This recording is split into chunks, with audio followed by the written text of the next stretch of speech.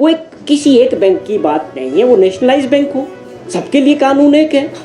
आपको करना तो आप उस लोन को चुका दो, अपने लोन को ठीक कर दो, इससे सरकार का कोई लेना देना नहीं। कि विपक्ष भी हिमाचल प्रदेश की जनता के लोग हैं, उनका नंबर कम है, आज वो विपक्ष की भूमिका निभा रहे हैं। पिछले 5 वर्ष वो सत्ता पक्ष में रहे।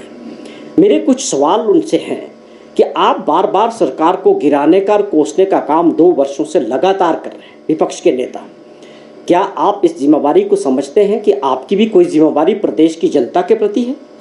क्या आपने इन 2 वर्षों में कोई सुझाव सरकार को भेजा है जो प्रदेश हित में है, जनता के हित में है? या आपने कौन से प्रयास किए हैं भारत सरकार से प्रदेश के मदद के लिए?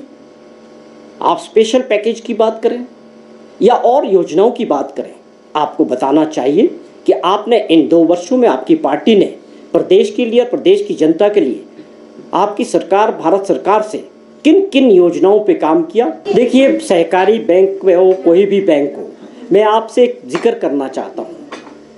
कोई ये भी व्यक्ति अगर बैंक से लोन लेके कोई बिजनेस करता है, वो उसके लोन बैंक के और उस बिजनेसमैन के बीच की बात है।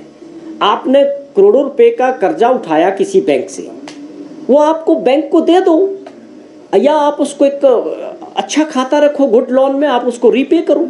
अगर मैं बैंक का पैसा नहीं दूंगा, बैंक अपनी कार्रवाई करेगा। बैंक के कानून बने हुए हैं, हमारे कानून ने बैंक को अधिकार दिए हैं कि उसमें वो अपनी कार्रवाई कर सकते हैं। कोर्ट जाने की भी आवश्यकता नहीं। जब हम लोन उठाते हैं किसी बैंक से तो बैंक को अधिकार है, अगर मैं उस बैंक के लोन को वापस नहीं करता तो जिसकी जो मैंने उसमें गारंटी दी है, जो उसमें प्रॉपर्टी है, वो बैंक लेगा।